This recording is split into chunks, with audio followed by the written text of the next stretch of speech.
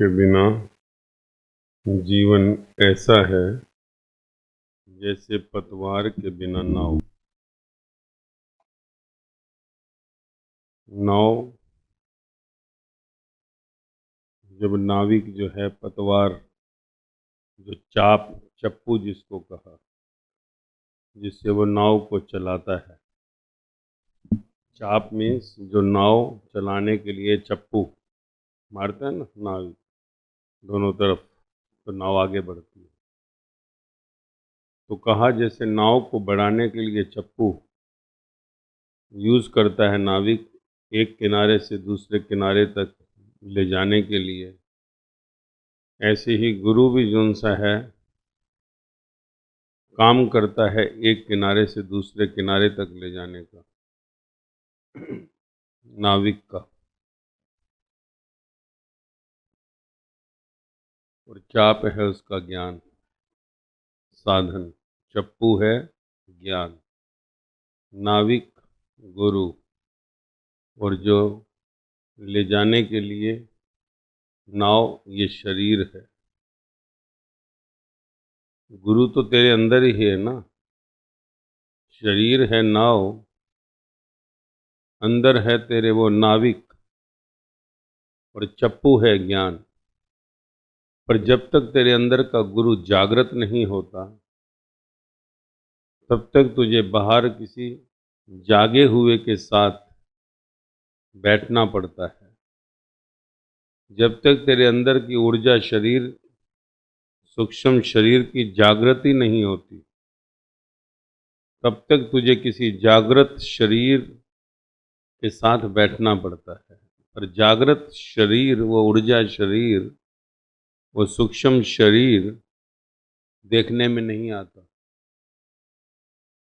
बाहर का शरीर तो तू देख लेता है, परंतु अंदर का शरीर देखने के लिए अंदर की आँख चाहिए, और अंदर की आँख उसी के पास आती है जो कि अंदर के शरीर को देखना चाहता है। अंदर का शरीर जो है वो ऊर्जा शरीर, उसको देखने के लिए तेरे अंदर उत्सुकता, तत्परता, लगन, अगन हो। क्योंकि बाहर के शरीर से जो उनसा है हटकर ही अंदर के शरीर तक जाया जा सकता है। इस बाहर का स्थूल शरीर का विसर्जन होगा तो अंदर के शरीर का दर्शन होगा। तो अपने अंदर के शरीर का दर्शन करना थोड़ा डिफिकल्ट होता है, इसलिए बाहर किसी जागृत ऊर्जावान शरीर के साथ बैठकर उसकी प्रकाश के अपनी आँखों के अंदर की रोशनी को बढ़ाकर दिव्य दृष्टि पाकर तू अपने ही अंदर के ऊर्जा शरीर को देख लेगा, सूक्ष्म शरीर को देख लेगा, और उसी से जौन सा है तू पार होगा। क्योंकि तू ही अपने को पार करेगा, तुझे कोई दूसरा पार नहीं कर सकता। गुरु तो सिर्फ धक्का है, बाहर का गुरु एक धक्का मारता है। जैसे कभी गाड़ी रुक जाती है तो हम कहते हैं ना इंजन स्टार्ट नहीं हो रहा, एक धक्का तो मारे कोई, तो पीछे कोई धक्का मारता है और फिर गाड़ी स्टार्ट हो जाती है। और उसके बाद जो सा धक्का देने वाले को हम थैंक यू कहते हैं और निकल जाते हैं गाड़ी लेकर, थैंक यू। परंतु संसार की गाड़ी और तेरे शरीर रूपी गाड़ी का थोड़ा फर्क है ना, क्योंकि तुझे धक्का लगता है इस संसार से उस संसार की ओर, बाहर से शरीर से अंदर के शरीर की ओर। इसलिए जब तू बाहर के शरीर से अंदर के शरीर की ओर छलांग मारता है तो तू उस सागर में गोते लेता है जहाँ पर दुख और सुख दोनों ही मिट जाते हैं, लाभ और हानि दोनों मिट जाते हैं, मान अपमान दोनों मिट जाते हैं, जन्म और मृत्यु दोनों मिट जाते हैं। इसलिए तू फिर नाचता है, चिल्लाता है, शोर मचाता है, पायो रे पायो मैंने राम रतन धन पायो। फिर तू कहता है गुरु गोविंद दो खड़े काके लागू पाए, बलिहारी गुरु आपके गोविंद दियो मिलाए। तू कहता है गोविंद को मिलवाया है तूने इसलिए, तेरा शुक्रिया है, क्योंकि तू ना होता तो अंदर कैसे जाता। तो जो अंदर का दर्शन है वो बाहर ऊर्जावान शरीर, जागृत शरीर से होता है, पर जागृत शरीर कौन है, उसी की खोज साधना है, उसी की खोज साधना है। तत्पश्चर्या जिसको कहा, तपस्या जिसको कहा, उसी की खोज नहीं हो पाती। हम बुद्धि से तो मान लेते हैं मिल गया, बुद्धि से तो कहेंगे मिल गया मुझको, मेरा जीवनहार, मुझे मिल गया मेरा सतगुरु, मिल गया मेरे को जो सा मेरा नाविक, मिल गया मुझे वो चप्पू जो पार कर देगा, विश्वास हो गया। और वो विश्वास में सुराख रह जाते हैं, सुराख। विश्वास की चादर जोन सी है वो पार नहीं करती, तेरे को भक्ति की चादर पार करती है, श्रद्धा की चादर पार करती है, विश्वास की नहीं। विश्वास तो शुरुआत है, बिगिनिंग है। और तेरे को विश्वास तो हो गया और तू कहता है कि जोन सा मैंने पा लिया, हो गया, रास्ता मिल गया मेरे को।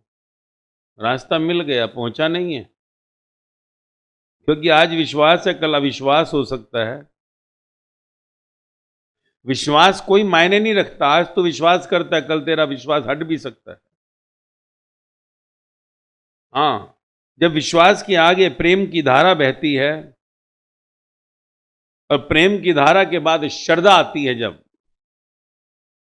तो श्रद्धा आने के बाद अश्रद्धा नहीं हो सकती। श्रद्धा के बाद खेल भक्ति की ओर मुड़ जाता है। तो छलांग मारनी है तेरे को, छलांग मारनी है तेरे को विश्वास से प्रेम में और प्रेम से श्रद्धा में। विश्वास ऐसे है जैसे तालाब से उठने के लिए तू तैयार है, तालाब से उठने के लिए तैयार है। तालाब में जहां तू है, मैं, मेरा,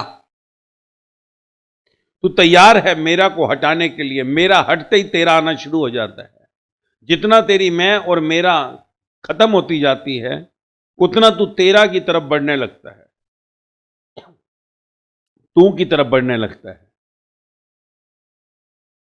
तू कहेगा मेरे बाहर के संसार के संबंध अभी बहुत ढीले हो गए भैया, अब कहीं जाना आना नहीं होता। कितने लोग कहते हैं ना, अब हम नहीं जाते इतना, पहले इतना जाना होता था, जिसने बुलाया भागो दौड़ो, अहंकार था, मैं था, भागो, मेरा था। अब वो गिरने लगा है, और जितना मैं और मेरा गिरने लगा है, उतना तू और तेरा आने लगता है। तू और तेरा मीन्स गुरु उतना ही प्रकट होने लगता है जितना मैं और मेरा खत्म होता है, जितना। तो ये क्या है, जितना तेरा विश्वास प्रेम में कन्वर्ट हो रहा है, विश्वास 100%, प्रेम 100%, श्रद्धा 100%, हरिओम, खत्म। तालाब है तेरा जहां से तुझे उठाता है विश्वास, नदी है वो प्रेम जो बहाती है तुझे प्रेम। प्रेम क्या है? प्रेम है तूफान, प्रेम है गंगा का वेग, प्रेम है बाढ़। बाढ़ जैसे आती है तो रुकता है कुछ नहीं, सब प्रलय होने लगती है। तो जब विश्वास से तू उस खड्डे से, जहां तेरे संदेह गिरे हुए हैं कि कहीं ऐसे तो नहीं, कहीं वैसे तो नहीं, जहां तेरे पास सवाल धारा शुरू हो जाती है, जहां तेरे को भ्रम है, बुद्धि है, खोपड़ी है, खोपड़ी है यानी अभी संदेह है। विश्वास बढ़ रहा है पर विश्वास पूर्ण नहीं हुआ। विश्वास बढ़ रहा है परंतु विश्वास पूर्ण नहीं हुआ। 100% होते ही प्रेम धारा शुरू हो जाती है पूरी। 99 विश्वास है तो 99 ही प्रेम की धारा बहेगी। 100 है तो 100 प्रेम धारा। और जिस दिन 100 प्रेम धारा होती है, गंगा जैसे बहती है स्पीड में, बाढ़ कभी आती है गांव को डुबो देती है, ऐसे ही जोन सा है 100 होते ही बाढ़ का वो फ्लड का घेरा आएगा और तेरा सब मैं मेरा बहा जाएगा। खत्म, जगत खलास। दुख सुख मेरा तेरा, गलत ठीक, पाप पुण्य सब खत्म। आग लग जाएगी, चिता जल जाएगी सबकी। जब प्रेम 100 डिग्री पर आ जाता है, 100 डिग्री।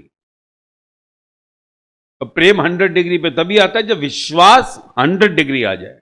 विश्वास और प्रेम डायरेक्टली प्रोपोर्शनल है, डायरेक्टली प्रोपोर्शनल। पढ़ा ना, इधर जैसे होगा वैसे उधर होगा। इधर 60% विश्वास 60% प्रेम, 80% विश्वास 80% प्रेम, 100% विश्वास 100% प्रेम। और 100% होते ही तू खड्डे से निकल गया, मेरा मिट गया, तेरा आ गया, मैं गया तू रह गया, मैं और तू का खेल शुरू हो गया। गुरु और शिष्य जिसको का भगवान और भक्त आगे जाकर हो जाते।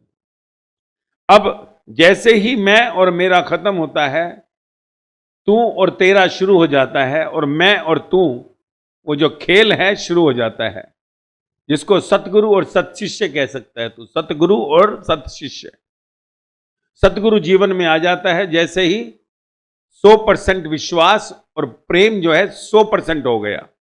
अब जो है धारा बहती है पूरी फ्लड से, स्पीड से, जिसमें सब कुछ बहा जाती है और फिर जाकर गिरती है सागर में।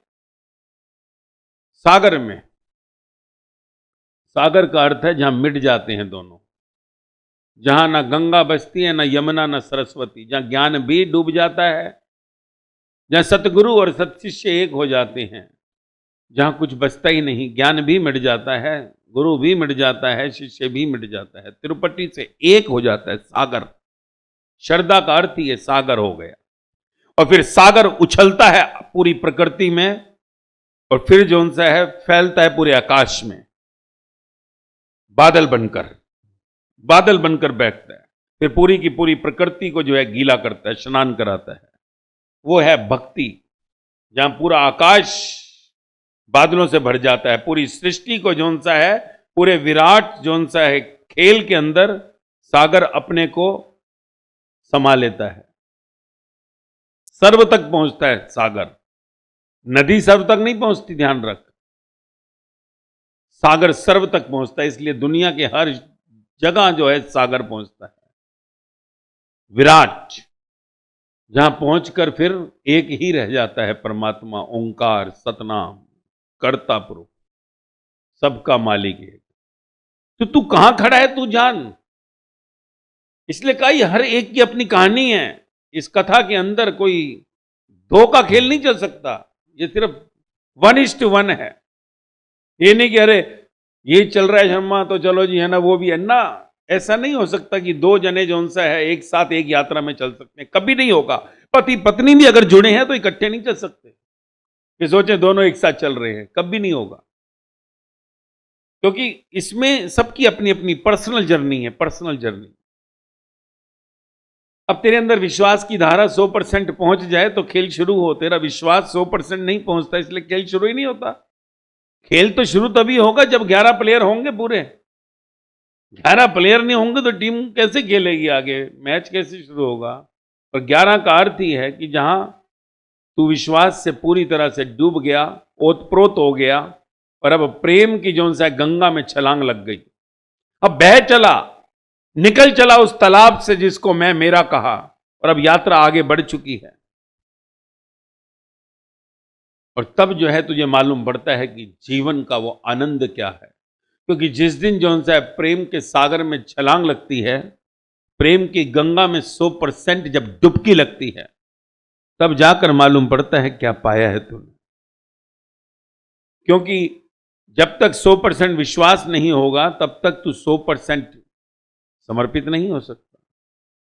अपने को उठाकर नदी में फेंकना, नदी है सतगुरु और तालाब है वो सतशिष्य जो, तो आना तो नदी को नहीं उस तालाब को ही पड़ेगा, नदी की तरफ। वो हाथ पकड़ाने के लिए आ सकता है, एक बार नदी आ सकती है तालाब की तरफ, एक हमने नाली बना दी है जैसे, ले कनेक्शन जोड़ दिया, पर नदी तो बहेगी, वो तालाब में रुक नहीं जाएगी। और वो कहेगी मैं चला, मैं चली, तुझे चलना है तो चल सागर की ओर।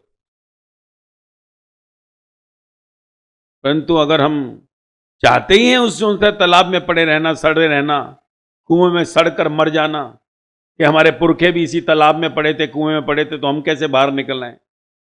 कुएं का मेंढक अगर कुएं में ही रहना पसंद करे तो क्या करेगा सागर भी, क्या करेगा सतगुरु, कुछ नहीं कर सकता। इसलिए कभी कभी एक भ्रम हो जाता है कि कुएं में बैठकर जैसे हम सागर में पहुंच गए, पर वो सपना है, पहुंचा नहीं है। सागर में पहुंचने के लिए तेरे को जोन सा छलांग मारनी पड़ेगी। और कई बार जिंदगी जोन सी है कुएं में पड़ी रहती है और सागर के सपने आने लग जाते हैं और सागर में लगता है पहुंच ही गए हम, क्योंकि हम जो जिंदगी के अंदर नहीं पा सकते उसको हम सपनों में पा लेते हैं और हम बड़े खुश हो जाते हैं कि चल सपने तो मेरे हैं ना। इसलिए रात को नींद जब जाते हैं तो बड़े मस्ती से अपने सपनों में डूब जाते हैं।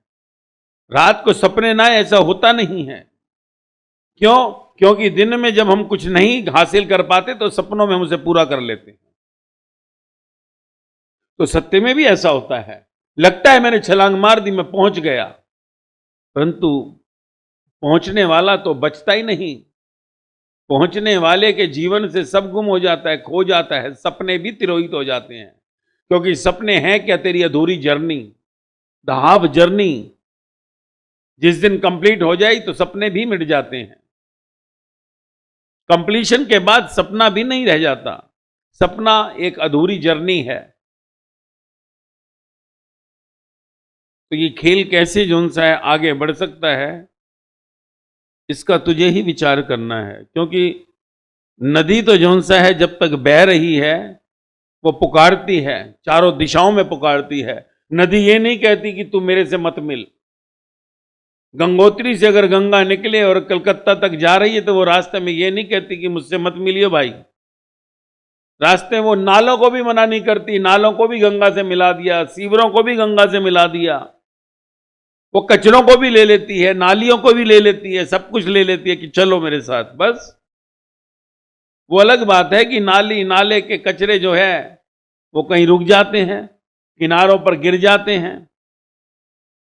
रास्ते में किनारे हैं दोनों तरफ, तो कभी वो कचरा जौन सा है रास्ते में रुक जाता है और किनारों पे पड़ा रहता है। पर गंगा नहीं रुकती, गंगा नहीं रुकती, वो इंतजार नहीं करती किसी की कि तू मेरे साथ क्यों नहीं चल रहा, रुक क्यों गया है। गंगा चलती जाती है, एक बार चल दी, बह गई तो फिर रुकती नहीं है। इसलिए जब एक बार संसार के अंदर कभी सत्य से मिलन होता है, सत्य तेरी इंतजार नहीं करेगा, वो तेरे को बार बार जौन सा है चेताएगा कि ज्यादा सोच मत, ज्यादा विचार मत कर। क्योंकि कई जन्मों के बाद जौन सा है कोई नाविक मिलता है, जन्मों के बाद कभी चप्पू मिलते हैं, ज्ञान रूपी चप्पू, जो तेरे को एक किनारे से दूसरे किनारे तक छोड़ देंगे, इस भवसागर से उस पार ब्रह्म तक पहुंचा देंगे। पर विश्वास, विश्वास कैसे हो, विश्वास कैसे हो? क्योंकि ये कोई दिखाने की चीज नहीं है। सत्य दिखाते ही असत्य हो जाता है। सत्य जौन सा है वो स्वाद है, स्वाद। इंद्रियों से जब तू स्वाद लेगा अपने अंदर, तब तुझे मालूम पड़ेगा कि ये सत्य क्या मिल रहा है मुझे, क्या पा रहा हूं मैं। रूपांतरण तेरे अंदर सत्य की गवाही होगा तुझे क्या मिल रहा है। और अगर तेरे अंदर कोई परिवर्तन ही नहीं, रूपांतरण ही नहीं हो रहा, तो सत्य इसका अर्थ तुझे मिल ही नहीं रहा है। और यदि कहीं पर जौन सा है मैला हिला है, कूड़ा हिला है, तो इसका अर्थ है कि प्रभाव आ रहा है। अब तू अपने अंदर देख कि तू कितना ले रहा है, कितना ले रहा है। क्योंकि अगर हमें लगने लगे कि जौन सा है बल्ब टिमटिम कर रहा है, तो दिखता है कि करंट है, कहीं ना कहीं गड़बड़ है, करंट है, तो हम चेक करते हैं कहां गड़बड़ है, वोल्टेज की कमी है तो कहां से हो रही है। ऐसे ही अगर तेरे जीवन में रूपांतरण है और तू पूर्णता की ओर नहीं पहुंचा है, अभी भी तू मेरा के तालाब में फंसा हुआ है, तो इसका अर्थ है तेरे अंदर कमियां हैं। उन कमियों को तुझे दूर करना है कि संबंध छूटे, आना जाना इधर उधर भाग भगड़ छूटी, अपने में खोने लगा, मस्ती का झूम का नशा आने लगा, पर पूरा नहीं आ रहा, अभी भी बचा है, अभी बचा है। अभी मुझे दिखता है ये मेरे वाले हैं, अभी लगता है कि मेरा परिवार है, लगता है मेरा घर है, मेरी गाड़ी है, मेरी दौलत है, तो फिर तुझे स्वयं को जोन सा है उसके अंदर जाकर झांकना होगा, कहां तेरे अंदर रुकाव अटकाव हो रहा है।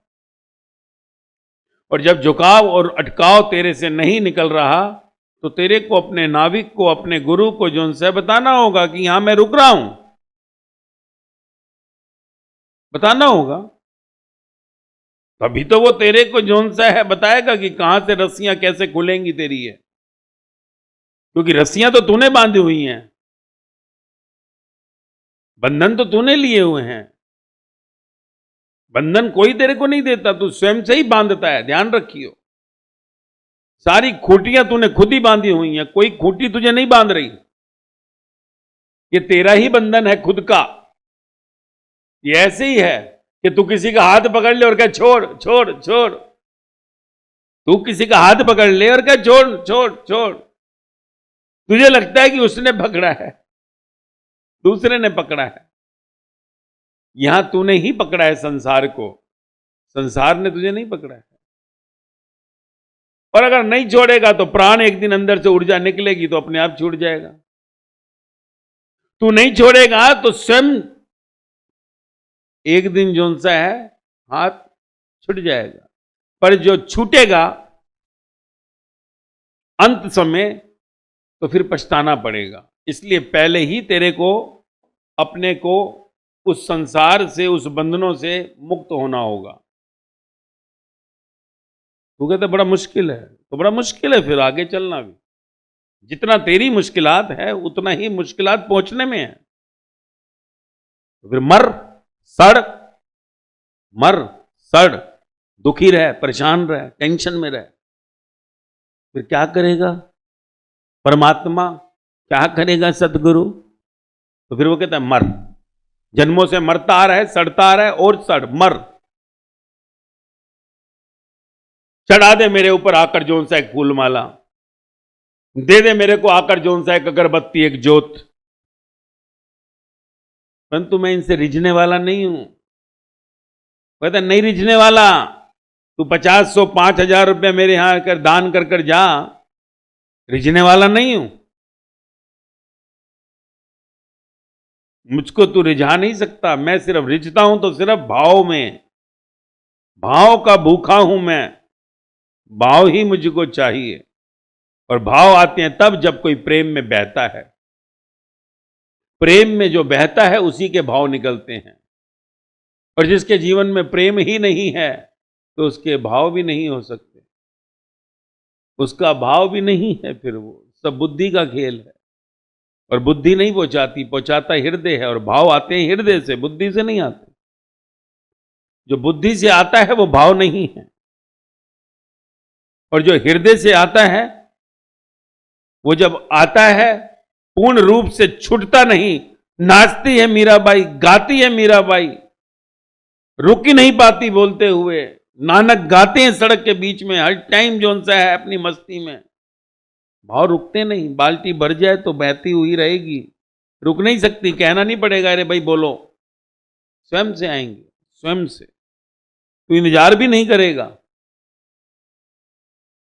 तो वो जो दशा है वो पहुंचाती है परमात्मा तक, वो पहुंचाती है उस आनंद तक, वो पहुंचाती है उस परम जीवन तक। सोचें तो बहुत मुश्किल है, ना सोचें तो कुछ है ही नहीं। पकड़ा तूने है, छोड़ दे। और ये बाहर से छोड़ना थोड़ी है कि बाहर से तूने छोड़ना है, अंदर से छोड़ना है। अंदर से छोड़ने में क्या तकलीफ है मालूम नहीं, अंदर से छोड़ने में क्या तकलीफ है बता। मैं तो हैरान होता हूं कि पूछता हूं कि क्यों अंदर से तकलीफ होती है, तो भी जोन सा है हमारे को लगता है कि है ना, क्या कहें हम, अंदर से क्यों तकलीफ होती है हमें छोड़ने में। अंदर से हड्डी मांस खून के शरीर के अंदर कह रहा हूं, चमड़ी के अंदर छोड़ने में क्या तकलीफ है। बाहर तेरा घर है, तेरा ही रहेगा ना, तेरी फोटो लगी हुई है, स्टैम्प ड्यूटी तूने भरी हुई है, रजिस्ट्रेशन तेरे नाम पर है ना, तेरा ही है।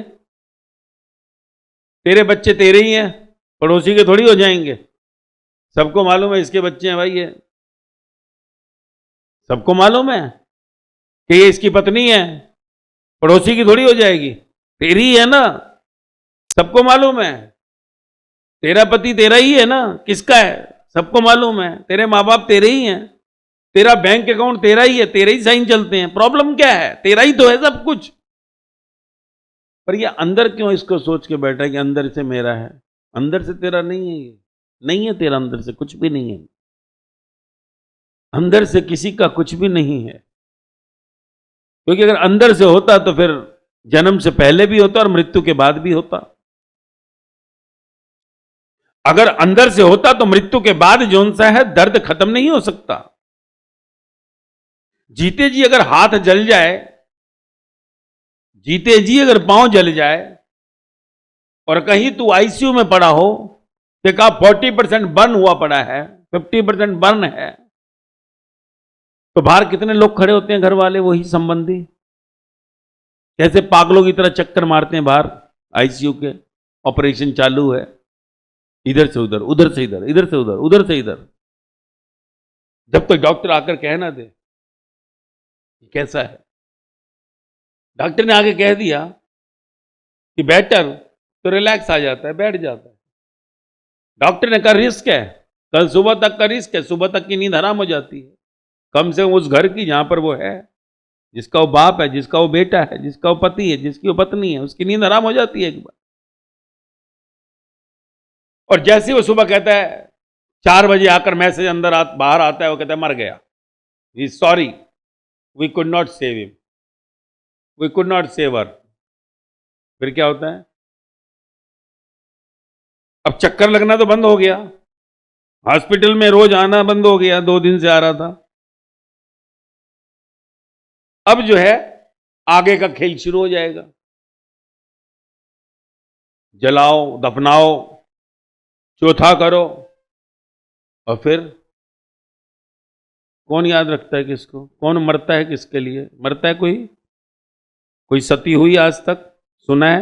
राजा राम मोहन राय, जब से जौन सा है दयानंद सरस्वती, जब से जौन सा है सती प्रथा के ऊपर जौन सा है कानूनी रोक लग गई, सजा का प्रावधान आ गया, हुई कोई सती आज तक? सुना है कहीं पर कि पति मरा, जला और पत्नी भी साथ में जल गई? जली? कभी न्यूज मिली? नहीं मिली ना। या पति कभी सता हुआ कि पत्नी जल गई तो मैं भी जल जाऊं, मर जाऊं? नहीं हुआ। बच्चों की और परिवार की तो बात ही छोड़, बाकी संबंधियों की, चाचा सता हो गया या चाची सती हो गई जाकर कि मेरा भतीजा मर गया, चाचा भी आग में डल गया, चाची भी डल गई, बुआ आई वो भी जल गई, वो तो छोड़ ही दे, बाहर वालों को तो छोड़, वो तो सिर्फ आते हैं दुखी मत हो, है बस थोड़ी देर के लिए, फिर बाद में कथा कैसे हुआ, क्या हुआ, अब क्या होगा आगे, कौन याद करता है? कौन किसके लिए मरता? उस समय जबरदस्ती जलाया जाता था। कौन पत्नी अपने पति के लिए जलती है? कौन मानती है परमेश्वर है ये मेरा? कौन है कहे कि परमेश्वर है मेरा, पति परमेश्वर? मानती है, पर पति परमेश्वर हो नहीं पाता। प्रेम में शुरू में तो पति परमेश्वर ही होता है, तभी तो समर्पित होती है, पूरी तरह से समर्पित होती है, पर पति परमेश्वर बन नहीं पाता, चिगाड़ता है, चिल्लाता है आकर, वो बाद में कहती काहे का परमेश्वर, राक्षस यही अभी जान छूटे। धीरे धीरे पति परमेश्वर से राक्षस दिखाई देने लगता है कि कब आएगा, कौन सुखाएगा आके, अभी शुरू हो जाएगा आते ही घर में ड्रामा करेगा।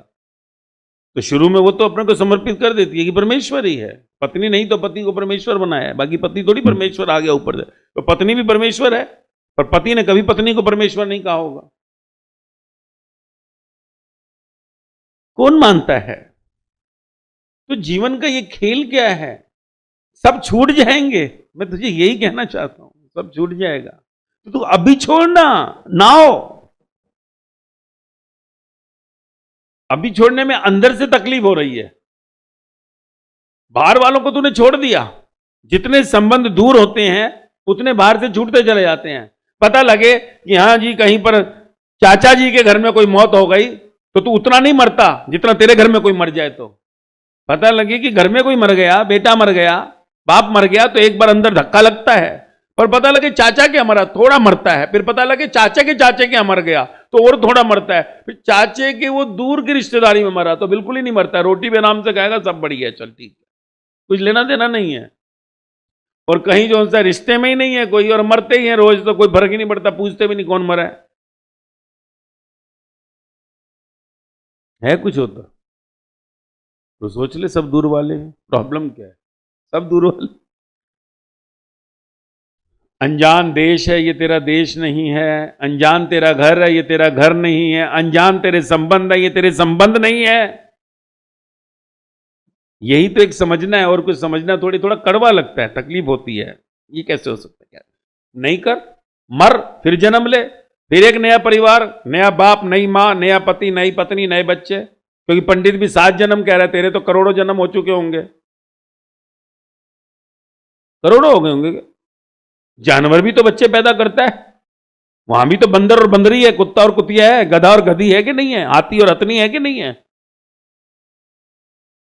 तो अगर 7 फेरे में अगर मनुष्य के अंदर 1 और 6 पीछे वाला आगे लगाए, 84 लाख फेरे तो हो ही चुके ना। तो कितनी बार बदल चुका, कितने बच्चे हो गए, करोड़ों बच्चों का तू पिता हो चुका, मां बन चुका, कितने घर बदल चुका। समझने की है बात, और कुछ है ही नहीं। मैं कि कुछ समझने से अलावा है नहीं। ये नहीं है कि तू कहे कि मेरा प्रेम यार जो सा फिर ऐसे कैसे है ना, मेरा बच्चों का, परिवार का। अरे तेरा प्रेम तो बढ़ जाएगा तू जिस दिन ये सोचेगा कि तेरा प्रेम बढ़ गया। आज तेरा 2 कौड़ी का प्रेम है, घर में कलेश के सिवा है क्या। महाभारत कुरुक्षेत्र का मैदान चलता है, हर जगह झगड़े झगड़े झगड़े झगड़े। घर में झगड़े के सिवा कुछ है कोई घर ऐसा जहां झगड़ा नहीं है।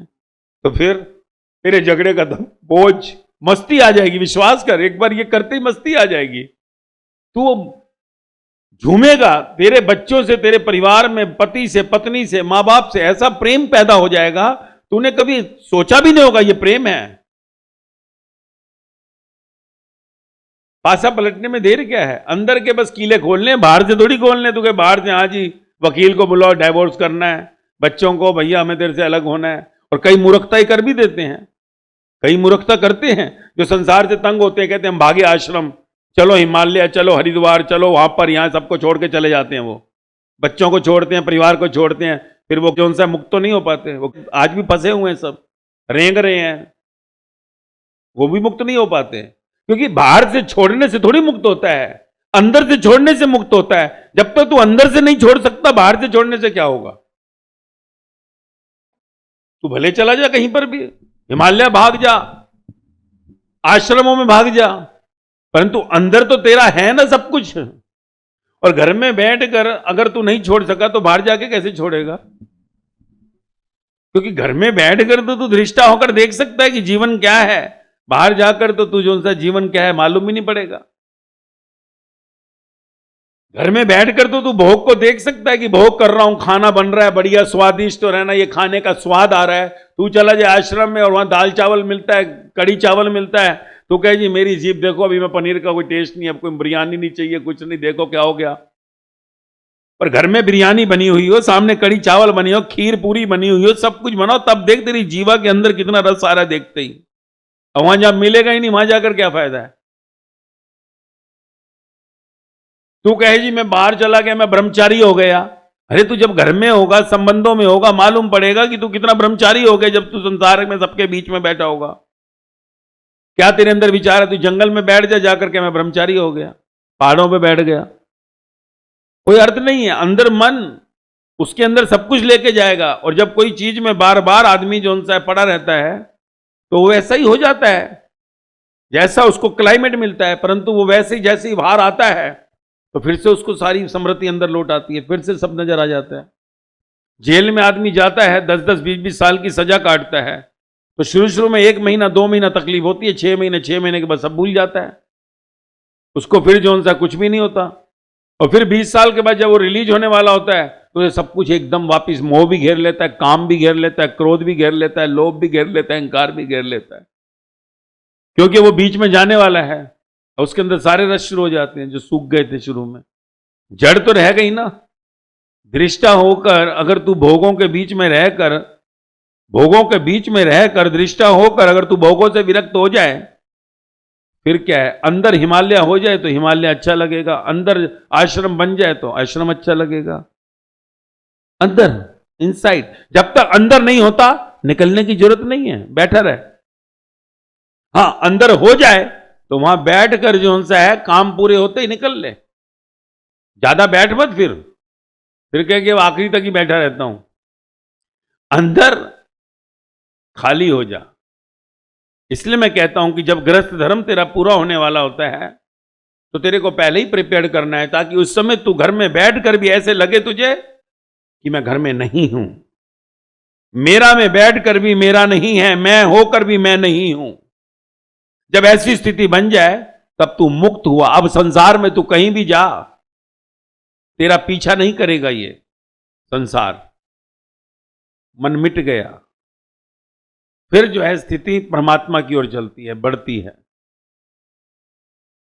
परंतु हमारे लिए बड़ा मुश्किल है, डिफिकल्ट है। हम वैसे अलग बात है, हमें मालूम है एक दिन सब जाने वाला है, सब कुछ मालूम है, 100% मालूम है, कुछ भी छूट सकता है, परंतु ये मिटना नहीं, खत्म होगा, सब जाएगा, एक दिन दिवाला होना ही, सब कुछ मालूम है। परंतु जीते जी उसको हम एक्सेप्ट नहीं करते, और यही कारण है दुख का। जिस दिन एक्सेप्ट कर लें उस दिन आनंद आ जाएगा, उसी दिन जीवन जो सा है उस तीर्थ को उपलब्ध हो जाएगा जहां पर कि पूरी की पूरी ब्रह्मांड, पूरी की पूरी परमात्मा की वो प्रकृति बसी हुई है, जहां पर हर टाइम आनंद ही आनंद है, मस्ती मस्ती है। समझ अंदर गई, रमज खुली, तालाब से संदेहों के उठा, विश्वास 100% हुआ, प्रेम की गंगा में छलांग मारी, सागर में जाकर गिरा तो अद्भुत सरप्राइज्ड होगा। और फिर सागर में जाने वाला प्रवाह में नहीं चला जाता, उसको फिर सागर जो है मेघ बनाकर संसार में फेंकता है, वर्षा बनाकर। पूरी प्रकृति जो सी है उससे नहाती है, पूरी सृष्टि उसकी खुशबू में तैरती है। आज हो रहा है ना, गुरु नानक, साईं बाबा, बुद्ध, महावीर, राम, कृष्ण, सारी सृष्टि में कैसे फैल गए हैं खुशबू लेकर। पूर्णता से पहले नहीं हो सकता ना, अपूर्ण जो है वो पहली ही जगह पड़ा रहता है, पर उसकी मन की तसल्ली होती है कि हां चलो मिला हुआ है। मिला हुआ नहीं, आगे भी तो चलना है। सिर्फ बाल्टी में नहाने के साथ जो सा है तू सोचे सागर तक पहुंचेगा, नहीं होगा। बाल्टी में नहाने से तो कुछ नहीं होगा ना, बाल्टी बाल्टी है। कहीं ना कहीं तेरे को उठना पड़ेगा। तो ये जीवन का खेल अगर हमारे को समझ में आ रहा हो तो जरूर अंदर से कुछ भ्रम उठेंगे, संदेह उठेंगे, और भ्रम संदेह उठेंगे तो नेचुरली जब उनका जो सा है क्लियरेंस होगा नाविक के संग, गुरु के संग, तो ऑटोमेटिकली तेरी जर्नी आगे बढ़ेगी, ऑटोमेटिकली। क्योंकि अगर कहीं जो सा है क्लियरेंस के बावजूद भी अगर तू आगे नहीं बढ़ पा रहा तो इसका अर्थ ही है कि सत्य ही नहीं है, फिर तत्व के संग नहीं है तू, सिर्फ फिर एक जो सी है रटी रटाई कहानियां और कथाएं, किताबों की कोई नकल होगी, उसका स्वयं का कोई अनुभव नहीं होगा। परंतु यदि मैं अपने संदेहों को मिटाने के लिए आगे बढ़ने का अगर शौक रखता हूं तो एक एक जो सा अपनी रुकावट को मैं कहूं और उस पर चलूं, तब मालूम पड़ेगा ना, नहीं तो मालूम नहीं पड़ सकता। नहीं तो हमें जीवन में यही लगता है कि जो सा है ठीक है, अभी चलने दो चलने दो, अभी छोड़ो। कभी कभी भ्रम भी हो जाता है। तो इसलिए मैं कहता हूं कि तू अपने जीवन के इस खेल को समझ। समय जो सा है मालूम नहीं है, कहा ना, समय का कोई भरोसा नहीं है। तुझे लगता है जिंदगी बहुत लंबी है, जिंदगी इतनी लंबी नहीं है। जिंदगी की लकीर है कितनी, छोटे से हाथ के अंदर लाइन छोटी सी उठती है उंगली से और ऊपर तक कहते हैं यहां तक है जी। किसी से पूछो भाई साहब हमारी उम्र कितनी है, कहेगा 70 साल है। ज्योतिषी के पास जाके पूछेगा ना, जाके उससे पूछ, हाँ लाइफ लाइन है ये 65 तक तो जाओगे। तो देख लेता है पहले तेरे को कि तेरी उम्र अभी 25-30 है, 65 वाला चला जाए तो कहेंगे 80-85 तक जाओगे। 80 वाला चला जाए तो उसको भी कह देंगे 90 तक जाओगे। ये नहीं कहेंगे कि अभी तो चला जाना था, रुके हुए कैसे हो। तो लाइफ लाइन 90 से ऊपर, 100 से ऊपर जाएगी। कितनी यात्रा हो चुकी, कितनी बची है, अभी किस चीज का इंतजार है? किस चीज का इंतजार है कि तू कहता नहीं आखिरी में वो थापी मारे तो सब छूटे। हम नहीं छोड़ेंगे, हम ढीठा लोग हैं, हम पक्के जिद्दी आदमी हैं, हम नहीं छोड़ेंगे। आखिरी में कोड़ा जब वो मारेगा ना आकर तो वही छोड़ेंगे। इसलिए देखा ना, यमराज को दिखाया हाथ में हंटर लिए हुए, पाश। पाश कहते हैं उसको, हंटर है वो, पाश नहीं। जैसे जौ चिपक जाती है तो कैसे मारते हैं उसको छुड़ाने के लिए, आखिरी में भी नमक फेंकते हैं, मालूम है ना। तो आखिरी में वो भी जो उससे पाश लेके आता है और उसमें नमक लगा ही होता है ऑलरेडी, उसमें नमक लगा ही हुआ है। हम कहेंगे अब छोड़ेंगे नहीं, तू या, क्योंकि लातों के भूत बातों से नहीं मानते हैं। और सतगुरु जो सा है बातों में ही लगे रहे, लाते मारते तो काम पहले ही हो जावे, और लाते कोई खा नहीं पाता, नहीं तो लाते भी मारने को तैयार होते हैं। ऐसा नहीं है, याद रखिए, जो 1 से 12 किसी भी संत के साथ में उन्होंने बहुत लाते और घुसे खाई हुई हैं, बहुत गालियां खाई हैं, मोटी मोटी खाई हैं। ये मत सोचिए, वो लिखा नहीं गया कि डर जाता है ना आदमी, है डंडे भी मारते थे, गालियां देते थे ऐसे। इतनी शराफत नहीं चलती है। और जब उनको मार पड़ती थी तो वो खुश होते थे, वो कहते थे अमृत बरस रहा है हमारे ऊपर, अमृत। ये भी मजे की बात है। जब जौन सा है प्रेम के अंदर कोई आता है तो कहा ना, मार भी दुलार लगती है, शिकायत नहीं होती। प्रेम 100%। भक्त को मार पड़ती है, ध्यान रखिए, जो भक्ति की ओर चलता है। प्रेम धारा के अंदर शुरुआत होती है, भक्ति में फिर फटकार, और वही जो है परमात्मा से मिलाती है। क्योंकि फिर वो कहते हैं चल, धक्का मारता है क्योंकि डर लगता है ना आखिरी में उसको एकदम, कैसे कैसे। तो कभी होते थे ना, माँ बाप के साथ कहीं जाते थे तो हम डरते थे, नहीं नहीं नहीं नहीं मैं नहीं जाऊंगा, तो उठाकर अंदर धाम। कभी गंगा में जाते, होता नहीं, पहली बार जब छोटे होते थे गंगा में, तो बाप जो सा डुबकी लगवा देते, ठप अंदर। ऐसे ही जो सा गुरु भी तो बाप ही होता है। गुरु मात पिता ऐसे ही थोड़ी गाया, तुझे लग रहा है गुरु मात पिता गुरु बंधु, तो पिटाई करता है ना। माता पिता कैसे पिटाई करते हैं बचपन में? हाँ, तू अपने को बड़ा समझता है, मैं बड़ा हूं, मुझे कैसे मारोगे? तो फिर गुरु माता पिता खाक हुआ। माता पिता का तो अर्थ ही है जो मार सकता है। बंधु सखा, फिर लेप भी लगाता है, प्रेम भी करता है, मारता है प्रेम भी करता है। जैसे बाप मारता है बाद में मरहम भी करता है, गले भी लगाता है, हाँ हाँ कोई बात नहीं, मारता है रोटी तो खा ले। तो कहा ना कि गुरु कुम्हार की तरह है, पर उसकी मार जोन सी है बाहर से भले हो, पर अंदर वो हाथ लगा देता है ताकि जोन सा है दर्द ना उठ जाए अंदर उसको। प्रेम, प्रेम की मार में जो आनंद है वो विरह की अग्नि जिसको कहा। पोयम में कहते हैं ना कवियों को, गाने जो गाते हैं वो कहते हैं विरह की अग्नि। विरह, विरह का अर्थ होता है जो अंदर आग, उस आग के अंदर फिर दर्द नहीं होता, तपिश। और वही है तपिश जो परमात्मा से मिलाती है, भक्त को भगवान से मिला देती है। तप, वो मार क्या है? तप। जब अंदर ताप बढ़ जाता है तो वो भक्त जो है भगवान से मिल जाता है। अग्नि चाहिए ना, अग्नि हमेशा ऊपर की ओर जाती है, तुझको मालूम है ना, अग्नि ऊपर की ओर जाती है, पानी नीचे की ओर जाता है। तो तू ठंडा है, तो वो तेरे अंदर तप, इसलिए तपस्या का, क्योंकि तपस्या का अर्थ है जब तेरी तपस्या पूर्ण हो जाती है तो तेरे अंदर आग भभकती है पूरे शरीर के अंदर, ज्वालामुखी की तरह। और फिर वो आग जो सी है उठती है ऊपर, और वो विराट उस परमात्मा से जुड़ जाती है। भक्त भगवान को मिल जाता है, भगवान ही हो जाता है। इसलिए कहा वो मार है। और उस समय भक्त कराता है, और मार मार मार ही डाल मुझको, तू बढ़ के गिरा मैं जल जाऊं, तेरा हूं तुझ में मिल जाऊं, जला डाल। क्योंकि विरह के अंदर जो सा जलने में मजा है। मिलने में वो मजा नहीं है जो उस इंतजार में मजा है। विरह का अर्थ इंतजार, सब्र।